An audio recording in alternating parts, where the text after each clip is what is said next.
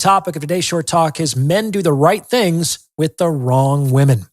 This principle applies to both men and women, but it's just too much content to cover in one episode. So I'll be talking about how men do the right things with the wrong women first, and then I'll discuss how women do the right things with the wrong men in a future episode.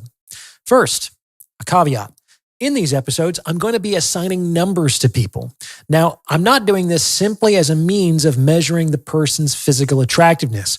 More than anything else, I'm using these numbers to represent subjective interest. So a 6 here is someone you could kind of take or leave, whereas a 9 is someone that you're actually really interested in. This has a lot to do with perceived physical attractiveness, especially with men, but it's definitely not the whole story, okay? Let's get to it. We'll start with approach. Guys, imagine you're at a bar and you see a 6 on a bar stool and a 9 in the corner surrounded by a bunch of her friends. After a couple of drinks, most men are actually going to end up approaching the 6. Why? Because they're going to incorrectly perceive her to be the safer option. The fact of the matter is that most men are intimidated by attractive women. They think that women also use the metric that men apply to them, which is a failure of intersex understanding. This leads them to think that the 9 is out of their league. So she functionally represents punching outside their weight class.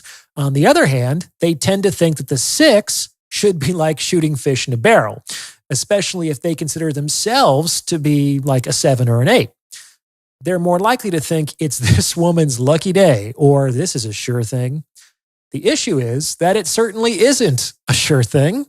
This is because while men tend to titrate their standards to kind of match the attractiveness of the particular woman they're dealing with, women kind of don't.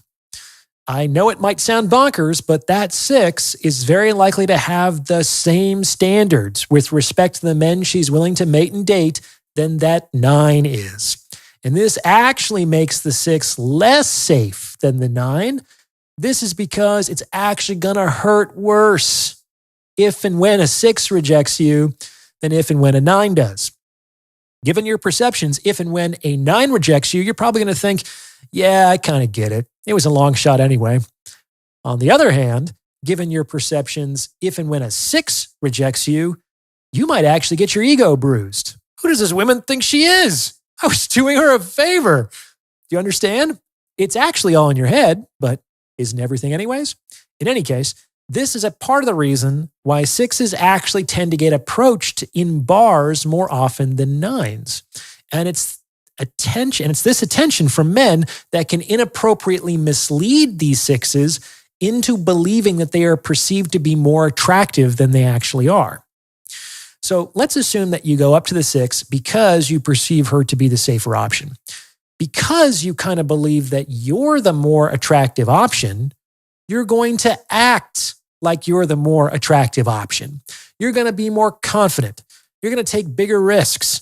And most importantly, you're not really going to care about her own interest in you. After all, you're not that into her anyway. So you think it won't be any skin off your back if it falls through.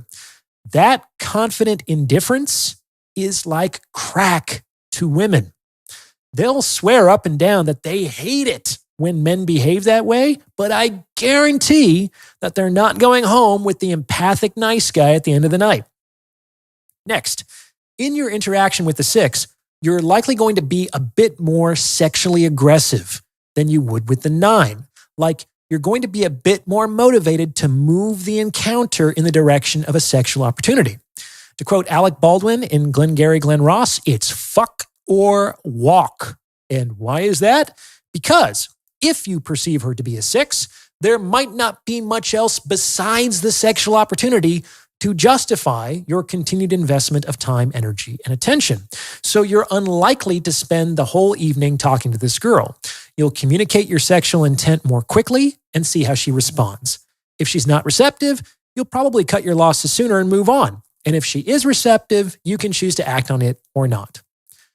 All other things being equal, men who are more sexually aggressive, but important caveat, not men who are too sexually aggressive, are more likely to transition a sexual opportunity into a sexual encounter. And this is simply due to the fact that it is very rare for women to take the lead on these things. Like they can pump the brakes, but they're generally not going to step on the gas. And just like driving, men who step on the gas tend to get to where they're going more quickly. Now, before I go any further, if you're liking what you're hearing, please consider sending this episode to someone who might benefit from its message, because it's word of mouth referrals like this that really help to make the channel grow. Also, you can tip me in proportion to the value you feel you've derived from this episode, either through the YouTube thanks button or through the donation button on my website. I don't do product placements or corporate sponsorships, so I rely on your donations to make all this happen. I'm very appreciative. Thank you for your support.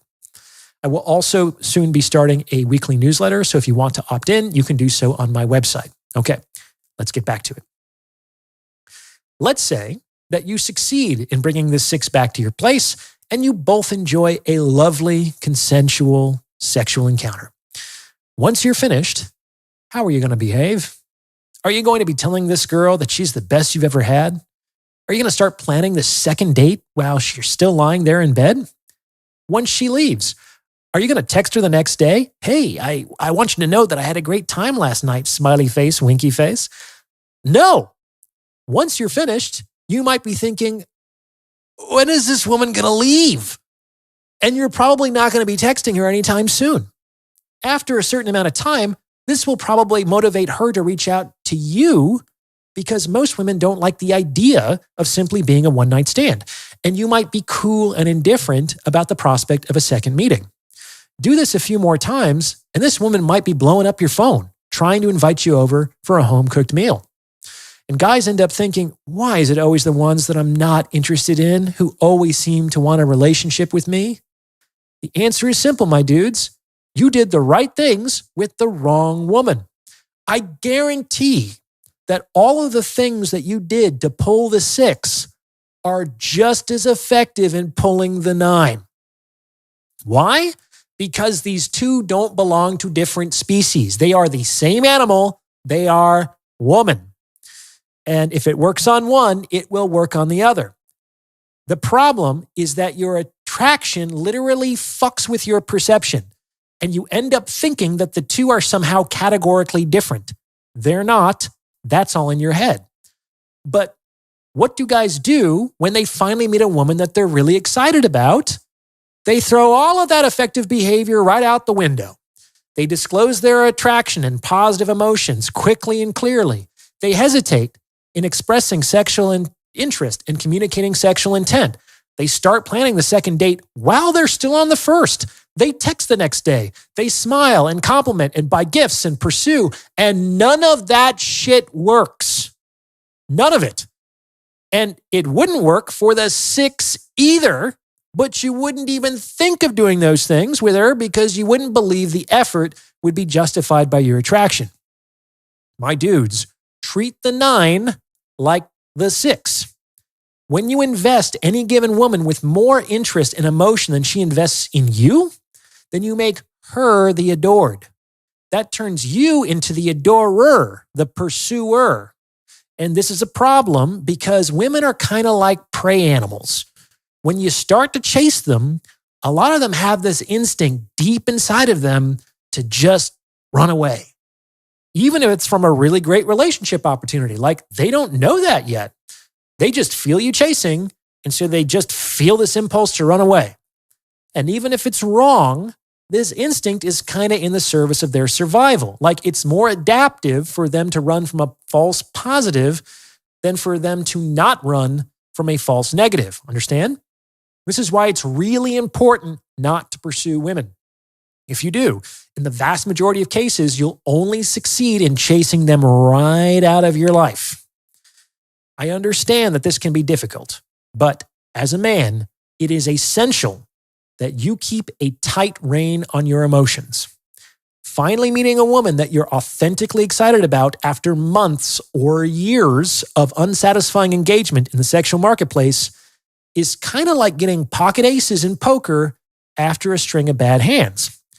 If you start jumping up and down in your chair and pumping your fists in the air, you are going to blow that opportunity, man. So what do you do when you get pocket aces in poker? the same fucking thing you do on any other hand you get dealt in poker. You need to stick to your system and keep control of your emotions. Otherwise, that hand is going to be wasted on you, my friend. Run the experiment for yourself. Whatever you're doing to make that 6 pursue you for a relationship works. That is your system. Do the same thing with a 9 and observe the results. You're welcome.